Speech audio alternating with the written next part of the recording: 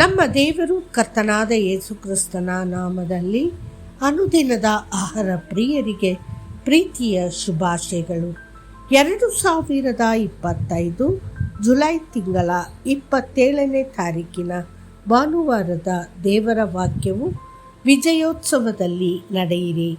ನಮ್ಮ ಹೋರಾಟವು ರಕ್ತ ಮಾಂಸಗಳ ವಿರುದ್ಧವಲ್ಲ, ಆದರೆ ಅಧಿಕಾರಿಗಳ ವಿರುದ್ಧ, ಈ ಕತ್ತಲೆಯ ಪ್ರಪಂಚ ಶಕ್ತಿಗಳ ವಿರುದ್ಧ ಮತ್ತು ಸ್ವರ್ಗೀಯ ರಾಜ್ಯಗಳಲ್ಲಿರುವ ದುಷ್ಟ ಶಕ್ತಿಗಳ ವಿರುದ್ಧವಾಗಿದೆ. ಎಫೆಸದವರಿಗೆ 6:12. ಸುಮಾರು 2000 ವರ್ಷಗಳ ಹಿಂದೆ ಸೈತಾನನು ಕಲ್ವಾರಿಯಲ್ಲಿ ಸೋಲಿಸಲ್ಪಟ್ಟಿದ್ದರೂ ಅವನನ್ನು ಇನ್ನೂ ಶಾಶ್ವತ ಬೆಂಕಿಯ ಸರೋವರಕ್ಕೆ ಎಸೆಯಲಾಗಿಲ್ಲ. ಅವನು ಇನ್ನೂ ಈ ಲೋಕದಲ್ಲಿ ಅಲೆದಾಡುತ್ತಾ ಜನರನ್ನು ಮೋಸಗೊಳಿಸುತ್ತಾ ಮತ್ತು ದಾರಿ ತಪ್ಪಿಸುತ್ತಾ ಇರುತ್ತಾನೆ. ಕರ್ತನಾದ ಯೇಸು ಕ್ರಿಸ್ತನು ಈ ಲೋಕದಿಂದ ನಿರ್ಗಮಿಸುವ ಮೊದಲು ಆತನು ನಮಗೆ ತನ್ನ ಅಧಿಕಾರ, ಶಕ್ತಿ ಮತ್ತು ಪ್ರಭುತ್ವವನ್ನು ಕೊಟ್ಟು ಹೀಗೆ ಘೋಷಿಸಿದನು: ನನ್ನ ಹೆಸರಿನಲ್ಲಿ ಅವರು ದೆವ್ವಗಳನ್ನು ಬಿಡಿಸುವರು, ಹೊಸ ಭಾಷೆಗಳಲ್ಲಿ ಮಾತನಾಡುವರು, ಅವರು ತಮ್ಮ ಕೈಗಳಿಂದ ಹಾವುಗಳನ್ನು ಎತ್ತುವರು ಮತ್ತು ಅವರು ಮಾರಕ ವಿಷವನ್ನು ಕುಡಿದಾಗ ಅದು ಅವರಿಗೆ ಯಾವುದೇ ಹಾನಿ ಮಾಡುವುದಿಲ್ಲ. ಅವರು ರೋಗಿಗಳ ಮೇಲೆ ತಮ್ಮ ಕೈಗಳನ್ನು ಇಡುತ್ತಾರೆ ಮತ್ತು ಅವರು ಗುಣಮುಖರಾಗುತ್ತಾರೆ. ಮಾರ್ಕ 16:17 ಮತ್ತು 18. ನಾವು ವಿವಿಧ ಅಶುದ್ಧ ಶಕ್ತಿಗಳನ್ನು, ಸುಳ್ಳು ವಿಭಜನೆ, ಅನೈತಿಕತೆ ಮತ್ತು ಇತರವುಗಳ ಶಕ್ತಿಗಳನ್ನು ಓಡಿಸಲು ಕರೆಯಲ್ಪಟ್ಟಿದ್ದೇವೆ. ಆಧ್ಯಾತ್ಮಿಕ ಬಲದಲ್ಲಿ ಮತ್ತು ದೇವರ ಅಧಿಕಾರದಲ್ಲಿ ನಾವು ನಮ್ಮ ಮೊಣಕಾಲುಗಳ ಮೇಲೆ ಯುದ್ಧ ಮಾಡುವುದು ಅತ್ಯಗತ್ಯ.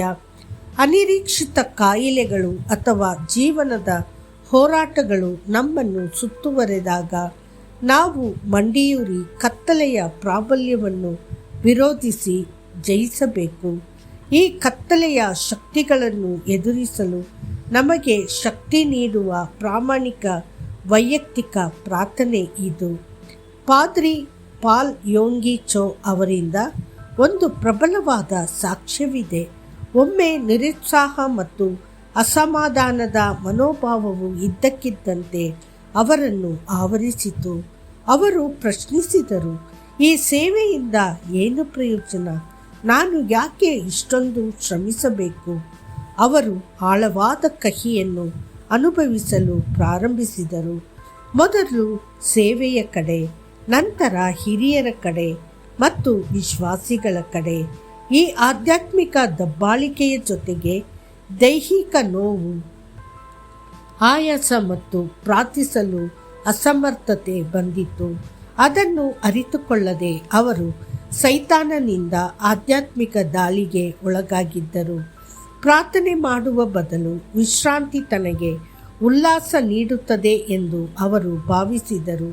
ಆದರೆ ಅವರ ಹೆಂಡತಿ ಅವರನ್ನು ಮೃದುವಾಗಿ ಗದರಿಸಿ, ನೀವು ವೈಯಕ್ತಿಕವಾಗಿ ಪ್ರಾರ್ಥಿಸದೆ ಅಥವಾ ಕುಟುಂಬ ಪ್ರಾರ್ಥನೆಯಲ್ಲಿ ಸೇರದೆ ಮಲಗುವುದು ತಪ್ಪು ಎಂದು ಹೇಳಿದರು. ಅವರನ್ನು ಪ್ರಾರ್ಥಿಸಲು ಒತ್ತಾಯಿಸಿದಳು. ಅವರು ಪ್ರಾರ್ಥಿಸಲು ಪ್ರಾರಂಭಿಸಿದಾಗ ದೇವರ ಶಕ್ತಿಯು ಅವರ ಮೇಲೆ ಬಲವಾಗಿ ಇಳಿಯಿತು. ಆ ಕ್ಷಣದಲ್ಲಿ ಸೈತಾನನು ಕಿಟಿಕಿಯ ಮೂಲಕ ಡಿಕ್ಕಿ ಹೊಡೆದು ಓಡಿ ಹೋಗುವುದನ್ನು ಅವರು ನೋಡಿದರು. ದೇವರ ಪ್ರಿಯ ಮಕ್ಕಳೇ, ಸೈತಾನನ ವಿರುದ್ಧ ನಿಲ್ಲಲು ನಿಮ್ಮ ನಿರುತ್ಸಾಹ ಹೋರಾಟಗಳು ಮತ್ತು ಪರೀಕ್ಷೆಗಳನ್ನು ಜಯಿಸಲು ಮತ್ತು ಪ್ರತಿದಿನ ವಿಜಯದಲ್ಲಿ ನಡೆಯಲು ನಿಮಗೆ ಪ್ರಾರ್ಥನೆ ಬೇಕು. ಮರೆಯಬೇಡಿ, ವೈಯಕ್ತಿಕ ಮತ್ತು ಕುಟುಂಬ ಪ್ರಾರ್ಥನೆ ಎರಡೂ ಅತ್ಯಗತ್ಯ. ಮತ್ತಷ್ಟು ಹೆಚ್ಚಿನ ಧ್ಯಾನಕ್ಕಾಗಿ ಕಳ್ಳನು ಕದಿಯುವುದಕ್ಕೂ, ಕೊಲ್ಲುವುದಕ್ಕೂ, ನಾಶ ಮಾಡುವುದಕ್ಕೂ ಮಾತ್ರ ಬರುತ್ತಾನೆ, ಆದರೆ ನಾನು ಅವುಗಳಿಗೆ ಜೀವ ಕೊಟ್ಟು ಅದು ಪೂರ್ಣವಾಗಿ ಇರುವುದಕ್ಕೂ ಬಂದಿದ್ದೇನೆ. ಯೋಹಾನ 10:10. ಕರ್ತನು ನಿಮ್ಮನ್ನು ಆಶೀರ್ವದಿಸಲಿ. ಆಮೇನ್.